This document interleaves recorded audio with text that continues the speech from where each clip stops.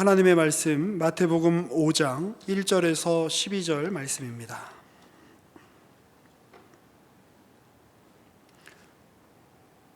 마태복음 5장 1절에서 12절의 말씀을 받들어 읽겠습니다.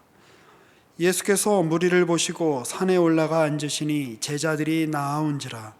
입을 열어 가르쳐 이르시되 심령이 가난한 자는 복이 있나니 천국이 그들의 것이며 애통하는 자는 복이 있나니 그들이 위로를 받을 것이며 온유한 자는 복이 있나니 그들이 땅을 기업으로 받을 것이며 의에 줄이고 목마른 자는 복이 있나니 그들이 배부를 것이며 긍휼히 여기는 자는 복이 있나니 그들이 긍휼히 여김을 받을 것이며 마음이 청결한 자는 복이 있나니 그들이 하나님을 볼 것이며 화평하게 하는 자는 복이 있나니 그들이 하나님의 아들이라 일컬음을 받을 것이며 의를 위하여 박해를 받은 자는 복이 있나니 천국이 그들의 것임이라.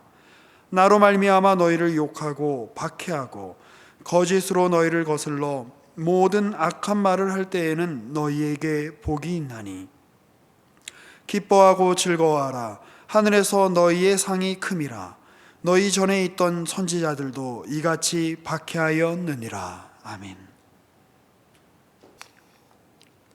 오늘 보신 마태복음 5장 1절 이하 12절까지의 말씀은 여러분께 예수 그리스도의 상상수훈으로 유명한 구절입니다. 성경에는 설교를 지칭하는 여러 가지 단어가 등장하는데 그 중에 하나가 설몬이라는 단어입니다. 예수께서 이 산 위에서 베푸신 이 가교훈도 역시 설교로 기록되어 있습니다. 우리는 종교를 대할 때 다음과 같은 보편적 생각을 가지고 종교를 대하고는 합니다. 그것은 최소한의 투자로 최대한의 이익을 이끌어내는 것입니다. 사실은 우리는 종교뿐만 아니라 모든 일에 있어서 그런 것을 최선이라고 생각을 하고 그런 마음가짐으로 모든 것을 대하곤 합니다.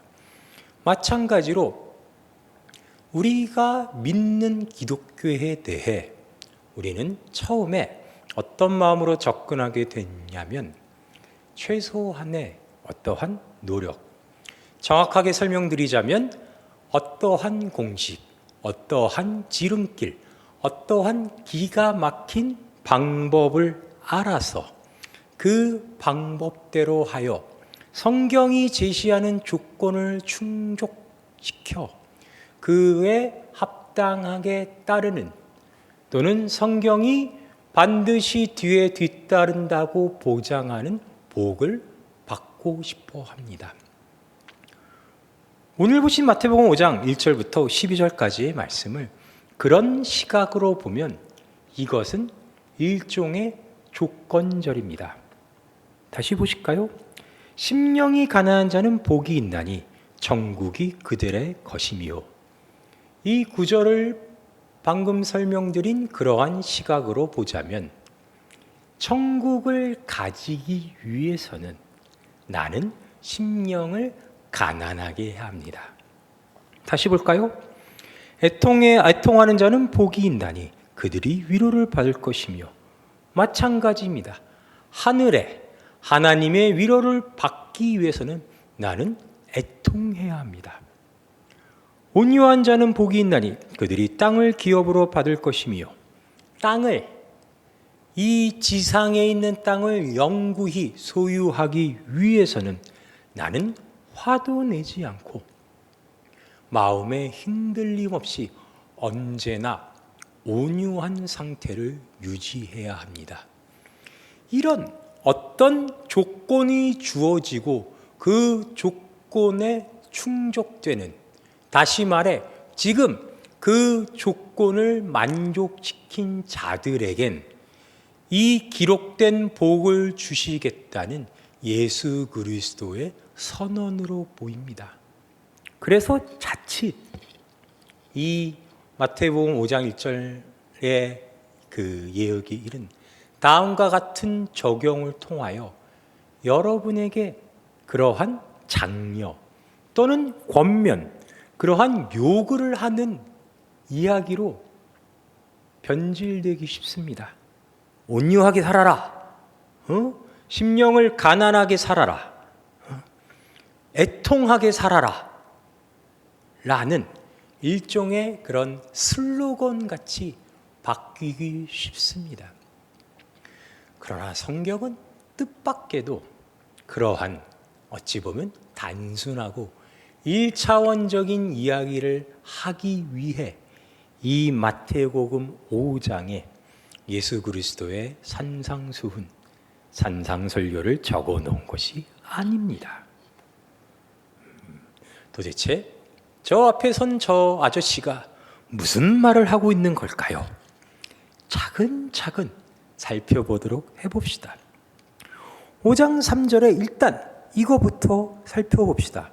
심령이 가난한 자. 심령이 가난한 자는 무슨 의미인가요? 어떤 사람을, 어떤 상태를 가리켜 심령이 가난하다고 하는 걸까요? 여기서 가난한 자의 가난한이라는 말은 신약 성경이 기록된 그 고대 그리스어의 단어로 따지면 프로코스라는 단어인데, 프로코스는 다음과 같은 의미를 지닙니다. 소유가 적은 또는 소유가 없는. 더 나아가 제가 잘난 척하긴 싫지만 여러분의 이해를 돕기 위해 영어 단어를 인용하자면 destitute, 즉 난민이란 뜻을 가지고 있습니다. 영혼으로, 영적으로 소유가 없는 가난한 난민과 같은 자라는 뜻입니다. 심령으로, 영적으로 가난한 자라는 것은 어떤 이야기를 가리키는 걸까요? 어떻게 사는 사람이, 어떤 사람이 영적으로 가난하단 걸까요? 성경은 구약과 신약을 통틀어 이 설명을 다음과 같이 펼치고 있습니다. 민수기 29장입니다.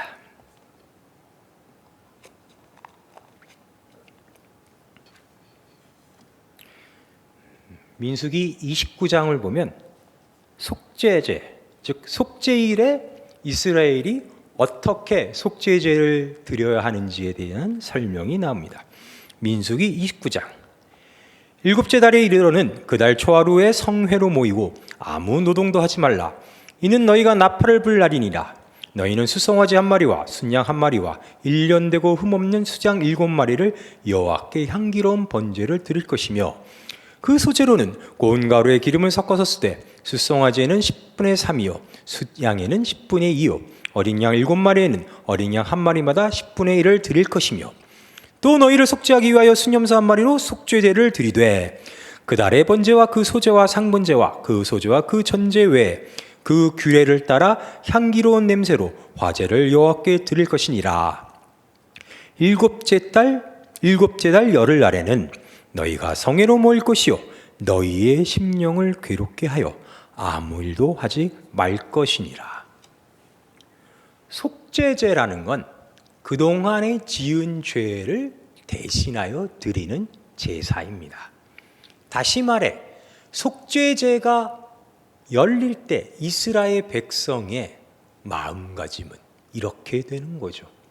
주님, 주께서 우리에게 명령하시고 지키라고 주신 율법에 나는 그 율법에 순종하지 못하여 죄를 지었나이다 라는 고백이 되는 겁니다.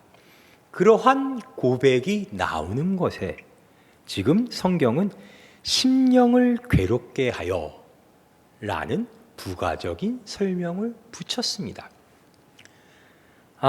여기서 괴롭게 하여라는 그 동사는 이제 히브리어는 아나라는 동사인데, 쉽게 설명드리자면 괴롭히다 라는 뜻도 있지만 낮추다, 겸손하게 하다, 영어로 얘기하면 humble이라는 뜻도 있습니다. 너희의 심령을 낮추어라. 방금 우리가 읽은 신약 성경의 설명과 연결지어서 설명하자면 영적으로 너희는 낮은 자세가 되어라. 하나님 앞에서 스스로를 낮추어라. 왜 낮추어야 합니까? 속죄제 날, 나의 죄를 자백하고 속죄를 받는 날, 나는 영적으로 왜 낮아져야 되죠? 내 스스로에 대한 나의 한계에 대한 고백이기 때문입니다. 주님, 나의 능력으로는, 내 스스로의 선택으로는 죄를 안 지을 수가 없는 존재입니다. 주께서 죄를 미워하시고 죄는 벌하시는 주님이심을 내가 압니다만, 그럼에도 불구하고 나는 죄를 지을 수밖에 없는 불쌍한 존재입니다. 나를 가엾게 여기시고 나의 죄를 사하여 주시옵소서. 나를 영적으로 겸손하고 낮추는 것이란 말이죠. 제 이 설명이 정말로 신약 성경에서 얘기하는 심령을, 그러니까 영적으로 낮은 자, 영적으로 가난한 자와 일맥상통하게 성경이 이야기하는 것인지 한 번 더 따져볼까요? 성경은 이거에 대한 예에 대해서 다음과 같은 설명을 붙여놓고 있습니다. 누가복음입니다.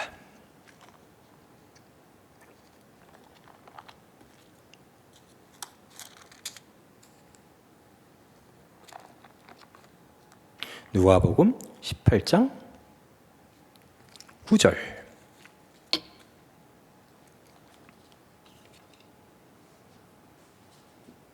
누가복음 18장 9절을 보면은 이런 설명으로 시작합니다.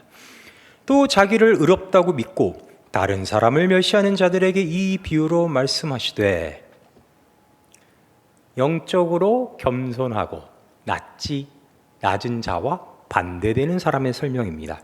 자기를 의롭다고 믿고 다른 사람을 멸시하는 자들에게 이 비유로 말씀하시되, 두 사람이 기도하러 성전에 올라가니 하나는 바리새인이요 하나는 세리라. 바리새인은 서서 따로 기도하여 이르되, 하나님이여, 나는 다른 사람들 곧 토색, 불의, 간음을 하는 자들과 같지 아니하고 이 세리와도 같지 아니함을 감사하나이다. 나는 일에 2번씩 금식하고 또 소득의 11조를 드리나이다 하고, 세리는 멀리 서서 감히 눈을 들어 하늘을 쳐다보지도 못하고 다만 가슴을 치며 이르되, 하나님이여, 불쌍히 여기소서, 나는 죄인이로소이다 하였느니라. 내가 너에게 이르노니 이에 저 바리새인이 아니고 이 사람이 의롭다 하심을 받고 그의 집으로 내려갔느니라. 무릇 자기를 높이는 자는 낮아지고 자기를 낮추는 자는 높아지리라 하시니라. 여기 등장한 세리는 여러분의 이해를 돕기 위해 설명을 드리자면 우리식으로 얘기하면 친일파입니다. 자기 민족에게서 돈을 뽑아내 위정자인 이민족 로마에게 바치는 일을 업으로 사는 사람들이기 때문에 누가 보아도 최고의 빌런입니다. 그가 이렇게 기도를 하는 거죠. 주여, 나는 죄인입니다. 나를 불쌍히 여기소서. 지금 본 설명과 같이 하나님께서는 이러한 심령이 가난한 자, 자기 영혼으로 낮추는 자, 겸손한 자를 의롭다 하신다고 하였습니다. 여기까지만 보면 제가 서두에 설명드린 얘기로 따지자면 사실 이야기가 요상하게 흘러가는 듯합니다. 그러면 우리는 이 바리새인처럼 일에 2번씩 금식하지 않고 또 소득의 11조를 드리지도 않고 그냥 죄를 짓는 죄인의 상태로 내 영혼만 낮추면 그것이 복을 얻는 방법인가? 다시 말해, 내가 하나님으로부터 진정한 복을 얻기 위해서는 무엇이든 잘한다고 잘난 척할 게 아니라 언제나 실제로도 부족한 게 많고 죄가 많은 상태로 머무르란 말인가? 그것이 하나님이 우리에게 요구하는 조건인가 하는 그런 생각을 하기 쉽습니다. 이러한 우리의 얘기에 직접적으로 답을 준, 그의 인생을 통하여 우리에게 해답을 준 인물을 성경이 소개하고 있으니 그는 다윗이란 사람입니다. 시간 관계상 여러분께 성경에서 나오는 본문을 다 설명드리지 않고 짧게 이야기 드리겠습니다. 다윗은 성경에 등장하는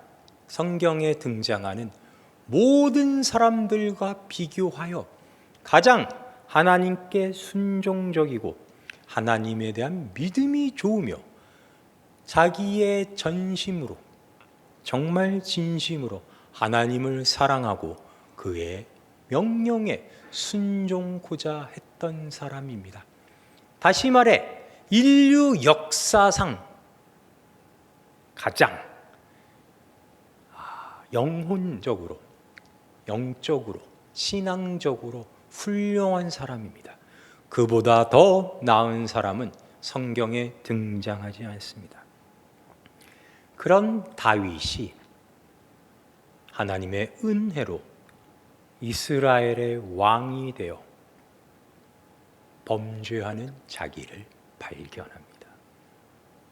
자기는 죄를 짓고 싶지 않고 죄에서 멀리 떠나려 하지만 자기 혼자만의 능력으로는 하나님이 돕지 않는 곳에서는 자기가 아무리 원한다 한들 의로움을 만들 수 없는 존재임을 깨닫습니다.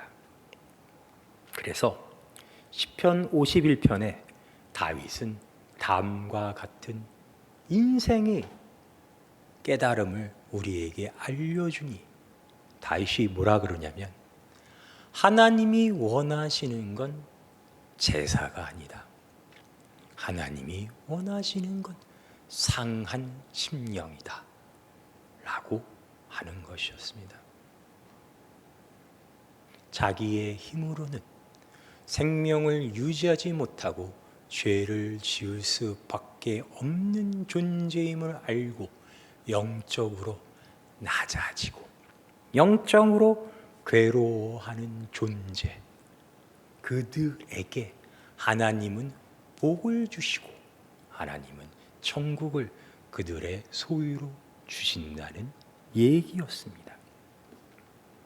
이 심령, 영적으로 가난하고 낮아지는 자는 이제 신약 시대에 와서 예수 그리스도를 통해 이렇게 이야기가 확장됩니다.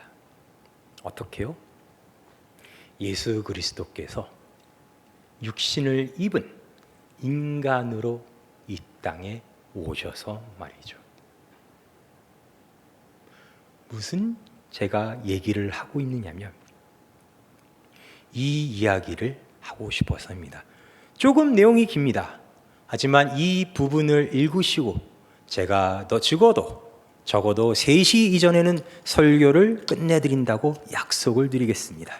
마지막 한 번만 더 찾아봅시다. 요한복음 11장입니다.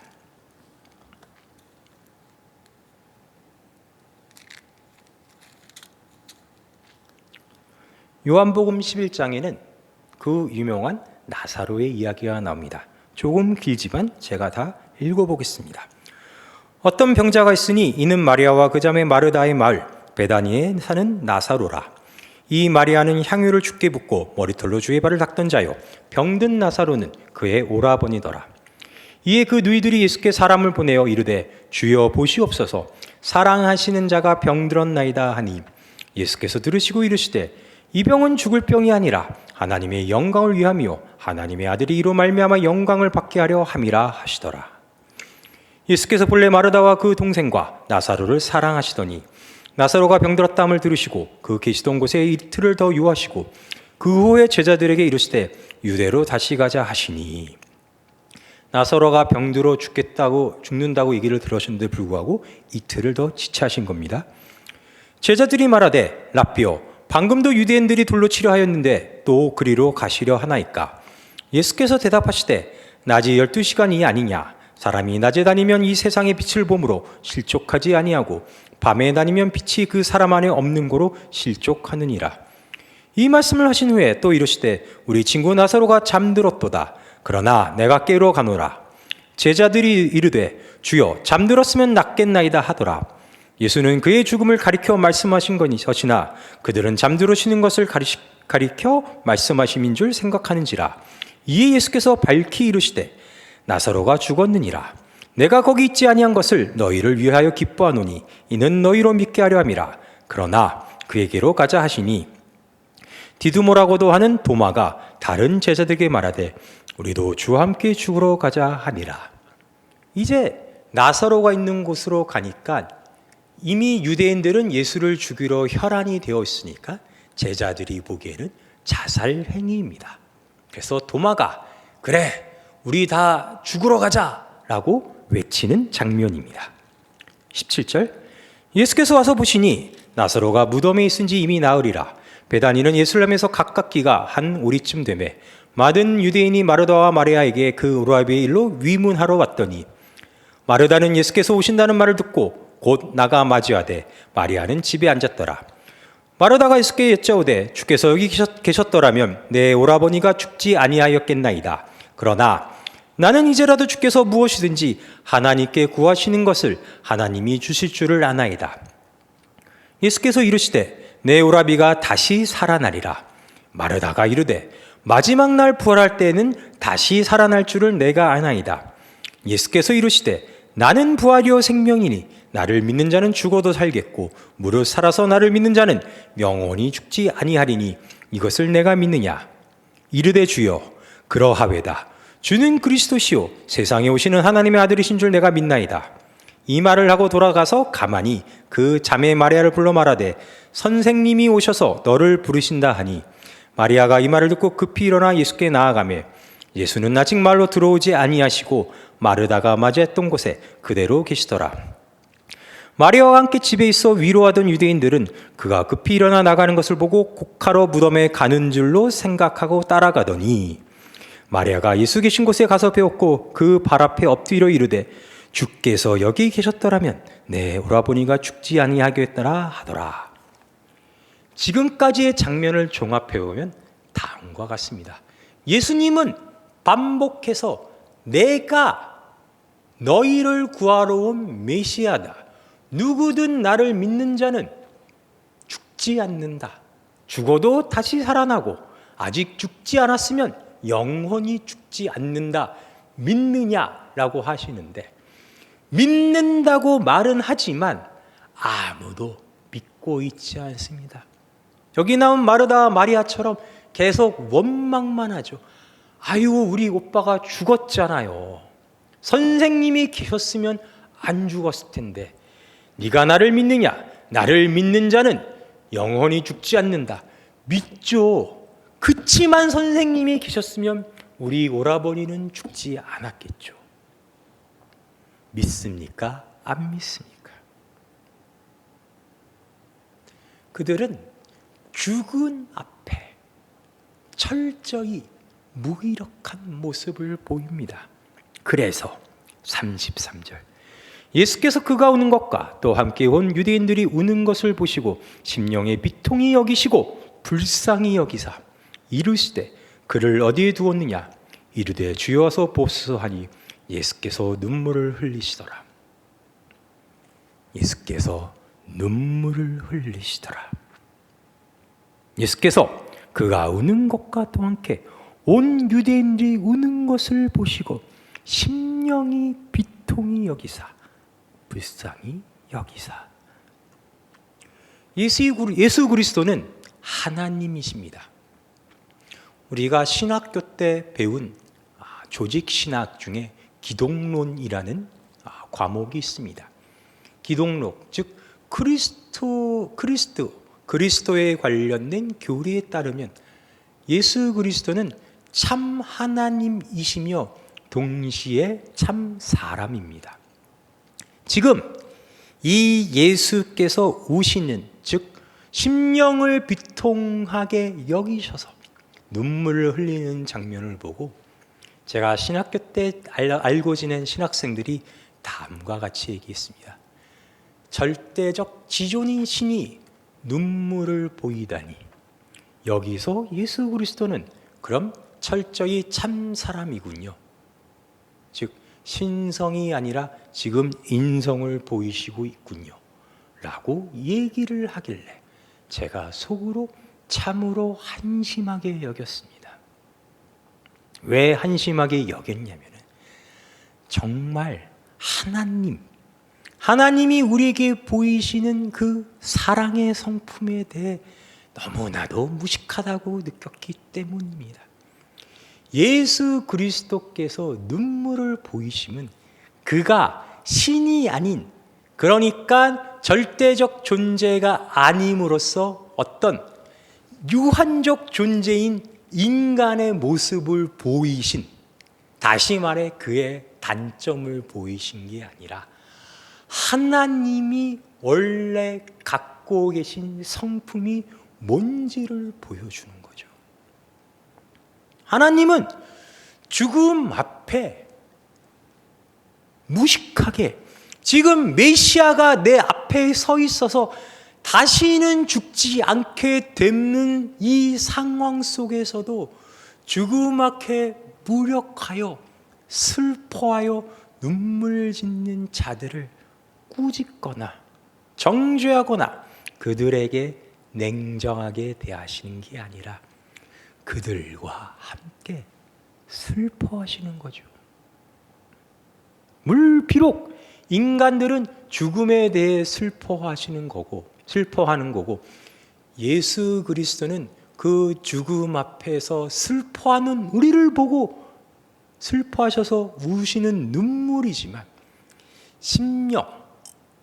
심령의 비통함을 느끼는 인간들 사이에서 예수님 혼자만 절대적인 존재로 구분을 짓고 그들과 벌어지는 것이 아니라 그 한가운데서 그들과 함께 심령이 가난한, 심령적으로 겸손한, 심령적으로 애통한 위치에 서 계시는 겁니다.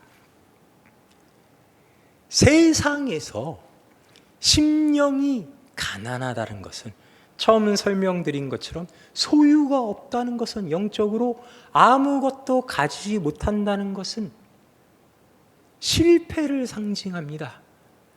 영적인 난민이란 것은 내가 속할 곳이 없는 자들을 의미합니다. 우리는 영적으로 어디든 속할 수가 없는 존재라니까요.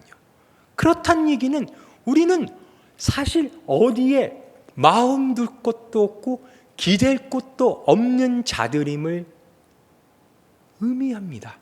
한국인으로 태어났지만 이 한국이란 나라에 마음을 다 둘 수도 없고, 미국으로 이민 가도 미국이란 나라에 내 인생을 기댈 수도 없고, 돈이 있어도 돈에 의지할 수 없고, 무력이 있어도 무력을 통하여 나의 필요를 채울 수 없는 존재, 어디에도 속할 수 없는 존재, 그 존재를 가리켜 세상 법칙을 따르자면 실패자요 난민이라 지칭하지만 그렇게 여겨져 왔고 그렇게 인류의 역사가 흘러왔지만 예수께서 이 땅에 오셔서 우리의 모습으로 같이 심령이 가난한 자가 되심으로 인해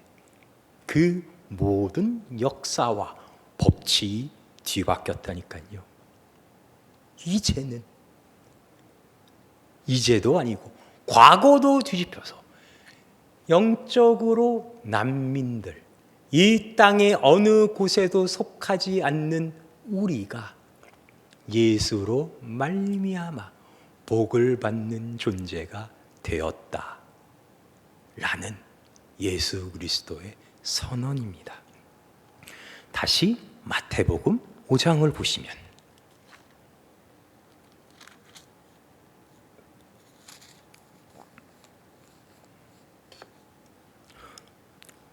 이 산상순 앞에 복을 받는 사람들의 이야기는 다음과 같은 결론으로 마무리됩니다. 5장 11절. 나로 말미암아 너희를 욕하고 박해하고 거짓으로 너희를 거슬러 모든 악한 일을 말을 행할 때 너희에게 복이 있나니 기뻐하고 즐거워하라. 하늘에서 너희의 상이 큼이라. 너희 전에 있던 선지자들도 이같이 박해하였느니라. 하나님의 사람으로 묶여서 이 땅에 마음 둘 곳이 없고 이 땅의 법칙인 사망을 통한 협박, 무령을 통한 강탈, 내 스스로의 안위만을 따라 살 수 없어서 애통하고 어디 하나 마음 둘 곳 없고 다른 사람을 화평케 하고 의에 굶주리고 이렇게 사는 것 때문에 세상에서 업수이 여김을 당하고 얕잡아 보고 이 모든 것이 어디로 묶이게 되냐면 예수를 위하여로 묶이게 된 겁니다. 우리는 단순히 우리가 능력이 없어서 우리가 못나서 우리가 게을러서가 아니라 세상이 우리를 핍박하고 여러분이 세상 속에서 다른 사람에게 수모와 모멸을 당함은 예수 그리스도로 말미암아 다 예수를 위하여 당하는 것으로 바뀌었다니까요.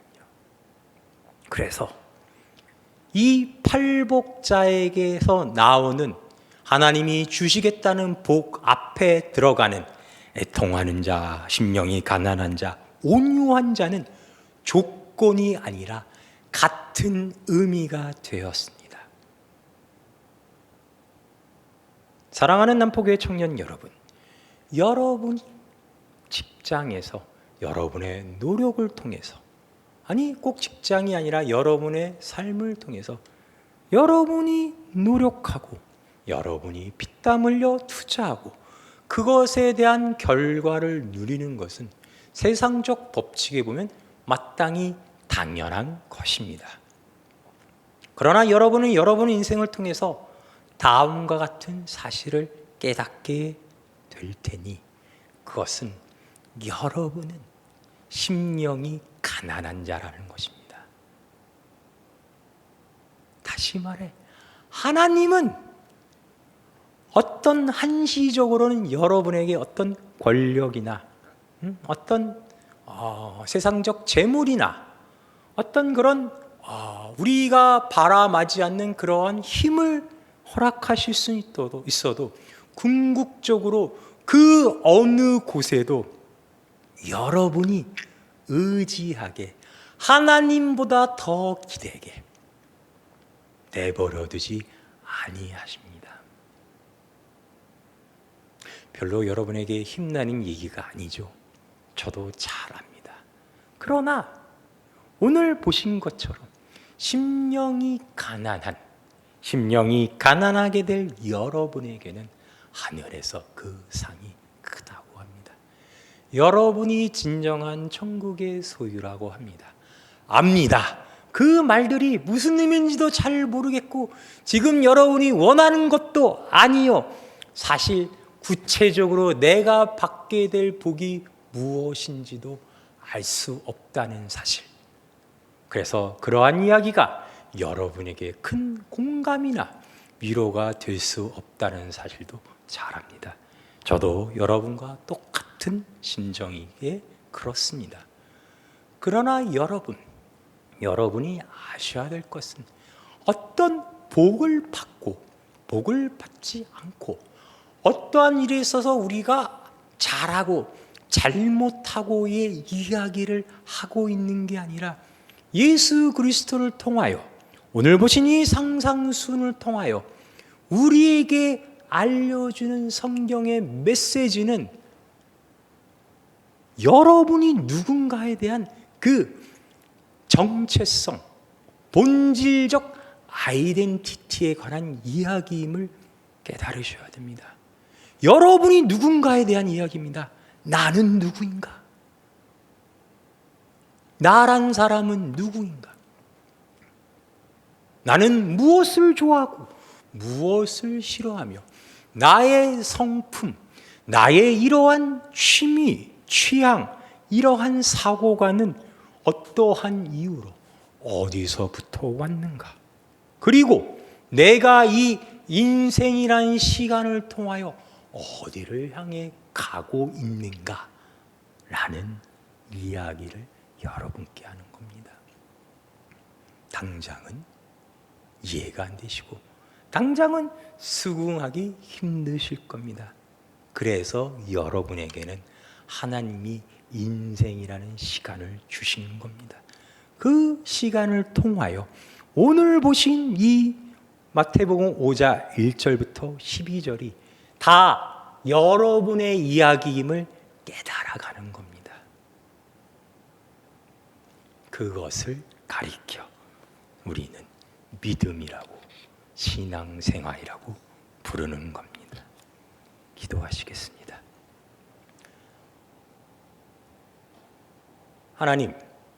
하나님은 우리에게 이 모든 것을 주시기 위하여 하나님의 하나밖에 없는 귀하디 귀한 독생자를 우리에게 보내셨습니다.